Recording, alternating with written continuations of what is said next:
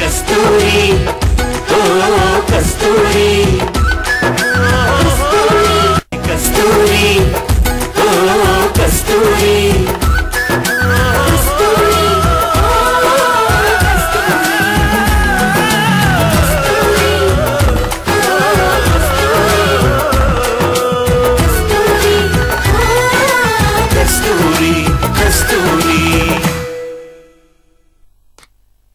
மாமா அக்கா கிட்ட கொடுத்துருங்கன்னு நம்பிக்கையோட லெட்டர் எழுதி வச்சுட்டு போயிருக்கா. அப்ப அவளே முடிவு பண்ணிட்டா இந்த குழந்தைய அவங்களே வாங்கிக்குவாங்க, அவங்களே வளர்த்துக்குவாங்கன்னு. அதனால இது நம்ம குழந்தைதாங்க. ஆமா, அவளை காதலிச்சு இந்த நிலைமைக்கு ஆளாக்குன அவன் யாருன்னு தெரிஞ்சுதா? குழந்தைக்கு தியாகு தான் அப்பான்ற உண்மை அவளுக்கு தெரிஞ்சா பானுக்கும் தியாகுக்கும் கல்யாணம் நடக்க போற இந்த சமயத்துல இவ ஏதாவது பிரச்சனை பண்ணிட்டா, அதனால அந்த உண்மை இவளுக்கு தெரிய வேண்டாம். ஏங்க என்ன பேசாம இருக்கீங்க? அவன் யாருன்னு தெரிஞ்சுதான்னு கேட்டேன். இல்ல, அவ யாருன்னு தெரியல. அந்த உண்மை ஜெயந்திக்கு மட்டும் தான் தெரியும். ஆனா இனி ஜெயந்தியை கூட அந்த உண்மையை சொல்வான்னு எனக்கு தோணல. அப்புறம் என்னங்க, ஜெயந்தியே வேண்டான்னு கெடுத்து விட்டுட்டு போனவன் குழந்தை மட்டும் தேவைன்னு கேட்டு வர போறானா? அந்த குழந்தை நம்ம குழந்தைதான், அத நாம தான் வளர்க்க போறோம். வாங்க போலாம்.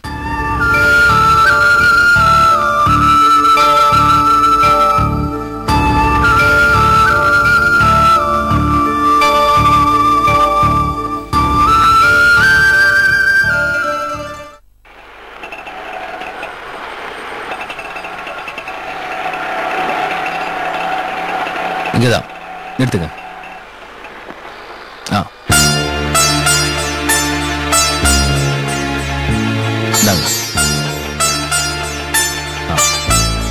தாங்கம்மா.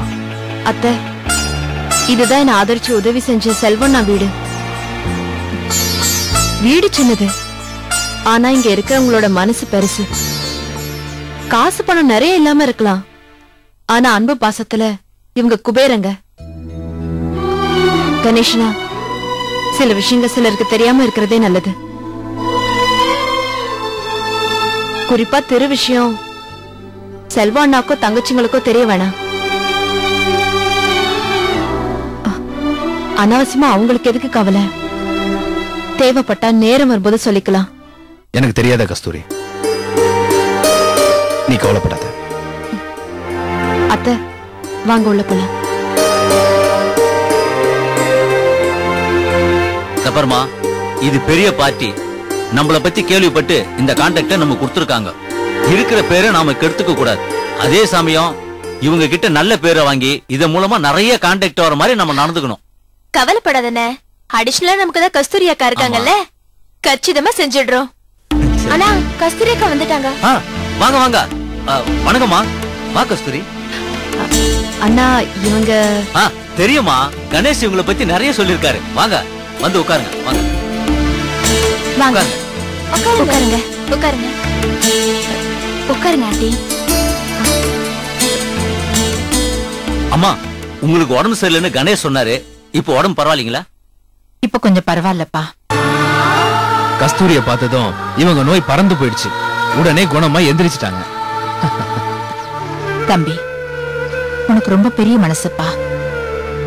யாரோ எவரோ எப்படி போனா என்ன அப்படின்னு சுயநலமே வாழ்க்கையாகி போன இந்த உலகத்துல இப்படி உன்ன மாதிரி சில நல்லவங்களும் இருக்காங்க. நீ செஞ்ச உதவிகளை கஸ்தூரி சொன்னா. ரொம்ப நன்றிப்பா. யாரு? நான் கஸ்தூரிக்கு உதவி செஞ்சேனா? நல்லா இருக்க கதை. கஸ்தூரி தான் இந்த அண்ணனுக்கு எவ்வளவோ பண்ணிருக்கா. கஸ்தூரி மட்டும் இல்லனா பொற்கொடிக்கு கல்யாணமே நடந்திருக்காது. கஸ்தூரி அக்கா, நீங்க ப்ராமிஸ் பண்ணிருக்கீங்க அண்ணன் கல்யாணத்தை நடத்தி காட்டுறேன்னு. எப்ப பண்ண போறீங்க? யமுனா, அடுத்த கல்யாணம் உனக்கு தான், அதுக்கப்புறம் தான் எனக்கு. கஸ்தூரி அக்கா பாருங்கக்கா, அண்ணன் என்ன சொல்றாருன்னு. 2 கல்யாணமும் ஒரே நாள் ஒரே மேடையில நடக்கட்டும். இதுக்கு உனக்கு சம்மதமா? ஓகே, இந்த டீல் நல்லா இருக்கே. செல்வனா, நான் சொல்றத கேட்டு நீங்க வருத்தப்படக்கூடாது, மறுப்பும் சொல்லக்கூடாது. என்ன கஸ்தூரி, வீடிகை பலமா இருக்கு? எனக்குன்னு சில வேலைங்க கடமைங்க இருக்கு. அதை நான் உடனடியா நிறைவேற்றி ஆகணும். அதுல நான் இறங்குறப்போ எனக்கு பல சோதனைங்க கஷ்டங்க வரலாம். எனக்கு பிரியமானவங்க என்னால பாதிக்கப்படக்கூடாது. அதனாலதான் இந்த முடிவு. என்னம்மா சொல்ற? அண்ணா, நான் தனியா ஒரு வீடு பார்த்துட்டேன். அத்தையோட நாங்க குடி போக போறேன். என்ன கஸ்தூரி, உங்க அத்தை எங்கே இருந்துட்டு போகட்டும். அவங்களுக்கு என்ன இங்க இடமா இல்ல? தயவு செஞ்சு புரிஞ்சுக்கோ. நான் ஒன்னும் உங்களை விட்டு நிரந்தரமா பிரிஞ்சு போயிடலையே. இதே ஊர்ல கொஞ்சம் தள்ளி வேற வீட்டுல இருக்க போறேன். நாம அடிக்கடி சந்திச்சுக்க போறோமே. எங்களை தனியா பிரிச்சுட்டே கஸ்தூரி.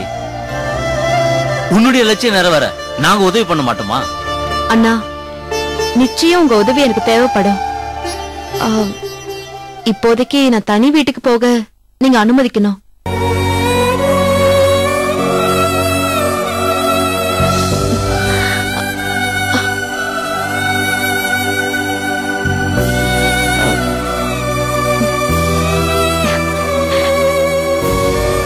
இத்தனை நாள் நீங்க செஞ்ச உதவிக்கு ரொம்ப நன்றி. ஜென்மத்துக்கும் நான் இதை மறக்க மாட்டேன். இந்த அண்ணன் உனக்காக உயிரே தருவான். அதை மட்டும் ஞாபகம் வச்சுக்க. இந்த தங்கச்சிங்களை மறந்துடாத கஸ்தூரி.